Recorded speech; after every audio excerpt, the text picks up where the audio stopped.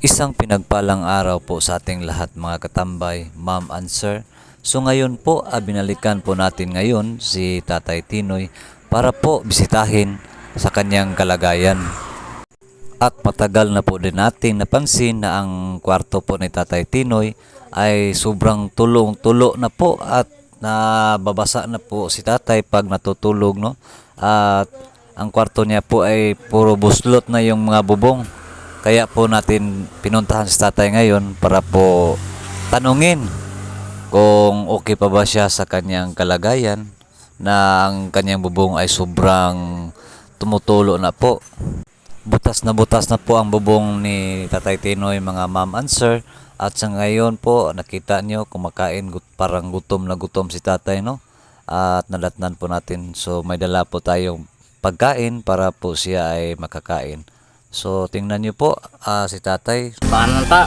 Wala pa ko ikabayad. Wala pa ko ikabayad. Para pagpalot. Saan mo po na? Biskuit.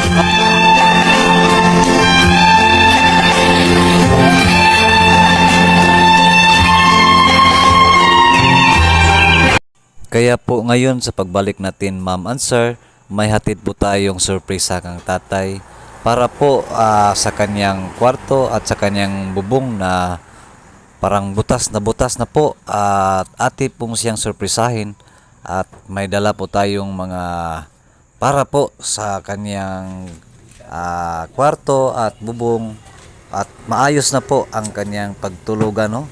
At kasi po si Tatay ay mabasa po sa kanyang tulugan at nakita po natin na kahit bulag si Tatay ay pilit pa rin niyang nagtrabaho para mabuhay, no? At nagsibak pa siya ng kahoy. So nakita ko kasing nagsibak si Tatay pero hindi ko natiis kasi naawa ako sa Tatay kaya naisip ko na ako na lang siguro ang magsibak baka pa maano pa si Tatay, no? May mangyari pang hindi maganda. So sa tingin ko ako na lang ang gagawa sa pagsibak ng kahoy. Kaya naawa ako kay Tatay. Kasi tingnan nyo kahit bulag ano pa rin siya na makasibak ng kahoy. So ngayon ako na lang ang nag-volunteer na magpatuloy sa pagsibak ng kaniyang mga panggatong, no? Kasi si Tatay po ay pilit pa rin niyang nagsisibak para lang makapagluto sa kaniyang pagkain, no? At habang ako'y nagsisibak, naisip ko na mahirap pala ang ganitong magsibak, no? Pag hindi ka sanay, lalo na si Tatay na bulag at hindi makakita.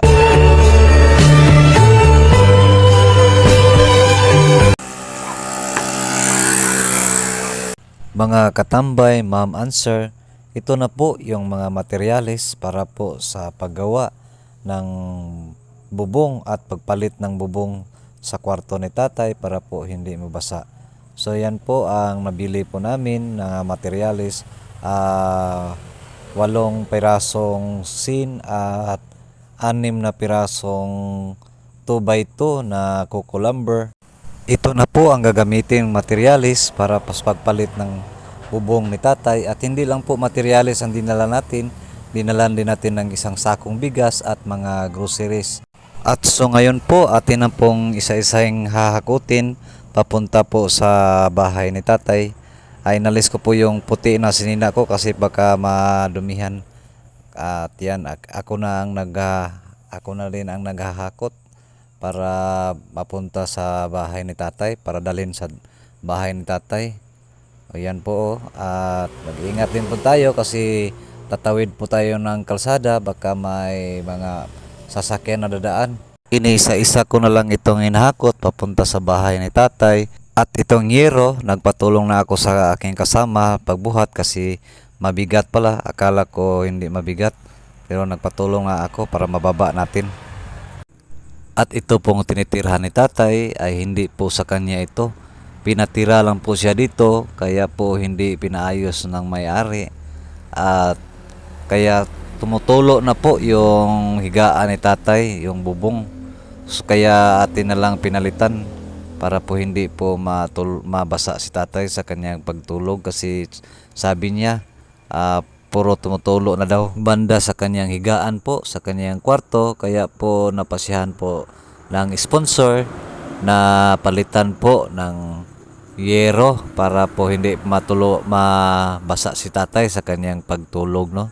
At lubos po din akong nagpapasalamat sa nagpaabot ng tulong para mapalitan po yung bubong ni tatay, at nadala po natin yung mga groceries at isang sakong bigas, at ito na po yung mga materyales, no, nakarating na po sa bahay ni tatay, at para magawa na po kaagad yung pagpalit ng bubong.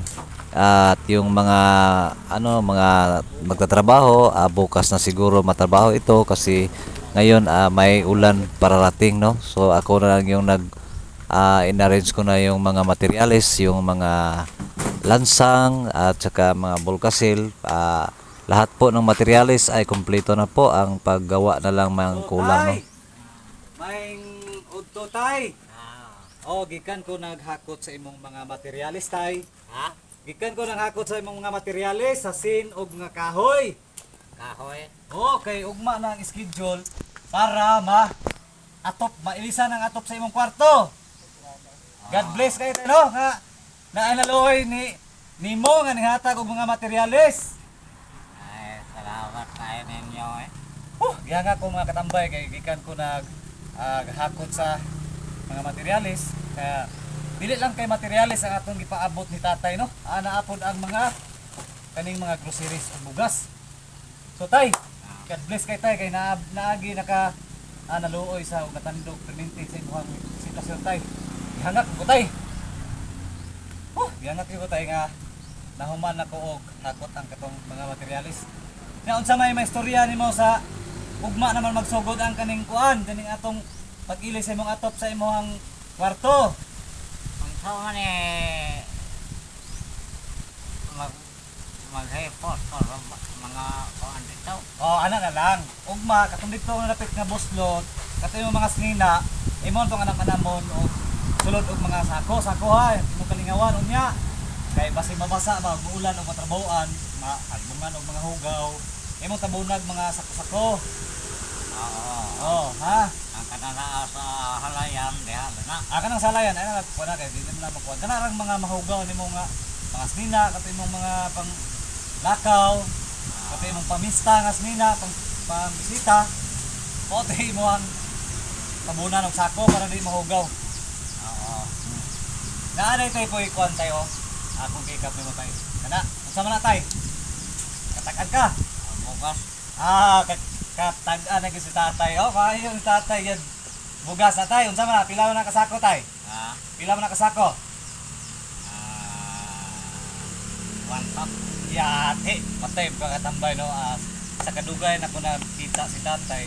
Murag ang iha bitang mga pagdungog og iyang mga kuan niya since nagkataas kay tungod po sa inyo ha nga sige mo gahatag og suporta nga natarong nga taon ang kaon sa ato ang tatay nga si tatay Pinoy, no. So sa pagsuporta ninyo dako kay kausaban ang ihang atong pagbalik before nga nakita mi ni tatay, halos nato siya sagit-sagitan sa og istorya kay halos di niya madungog. Karon di na niya karon maay na kay iyang pagdungog, no. Tay. So karon tay, God bless kay tay no nga naabot na punta diri sa imong lugar tay. Unsa may kasulti nimo ron tay sa naghatag og nag-sponsor anay tanan nga mga blessings tay? Makoy na istorya kuan ang ako, pasalamat na yun. Magpasalamat ko sa Ginoo nga naay nitabang taon ako. Ako usahay. Pagkaingon ko nga wa ko untay nagpatambal nako. Nya tay, walay nagpatambal? Wa untay nagkuan ako. Nagatiman. Sos may ganit tay kay ang Ginoo ninghatag gid siya mga tawo nga moduol o mohatag sa imo og mga blessings tay. Kami ang tawo nga instrumento ni God tay nga makahatag pod nimo og mga kinahanglan sa imong pangadlaw-adlaw kay nakita pod namo nga ang imuhang kahimtang angay gid pong tabangan o ikalingap tay. So tay buramag bag-o kang ligo tay. Gwapo mo lagi kay kakaron lagi. Ako napansin, gwapo mo kay kakaron. Gwapo mo kay tatay ron. Gwapo kayo, burag bag-o kang ligo. Wala. Ayati, samot nagmaligo. Oo. Basig nakauyab na katay ha. So sa lahat po ng gusto pong mag-sponsor sa katatay, nakita niyo po yung sitwasyon ni tatay, no? Ito po ang sitwasyon ni tatay. Oh, so ngayon, ito po ang sitwasyon ni tatay. Kaya po siya natin palaging binabalik-balikan. So ngayon po pauwi na po kami kasi po yung ulan ay parating na po. Tapos na po din natin nakausap si tatay at nabigyan po ng mga blessings at ang mga materials po ay nahatid na po natin. At ito na po, pauwi na po tayo. At bigla pong lumakas ang ulan, no, sa ating pag-uwi. Po, Sabak-sabak lakas lang ng oh. ulan. Di Jason katambay na yung upuan namin kasi umulan na oh. Lakas ng ulan. Pumasok na sa badya ni Ronel. Yung badya ni Ronel ay hindi maasahan. Hindi maasahan kasi mabasa sa ulan. Minsan po sa ating mga pagtulong sa ating kinalingap, maabutan po tayo ng ulan at init po, pero okay lang kasi masaya din ang ating damdamin, no, na nakita po na masaya po ang ating kinalingap at nabigyan ng tulong kahit umuulan, patuloy pa rin kami sa paglingap. So thank you and God bless po. Sana po hindi kayo magbago at magsuporta at mag-share sa ating mga video. Thank you and God bless mga katambay. Bye bye.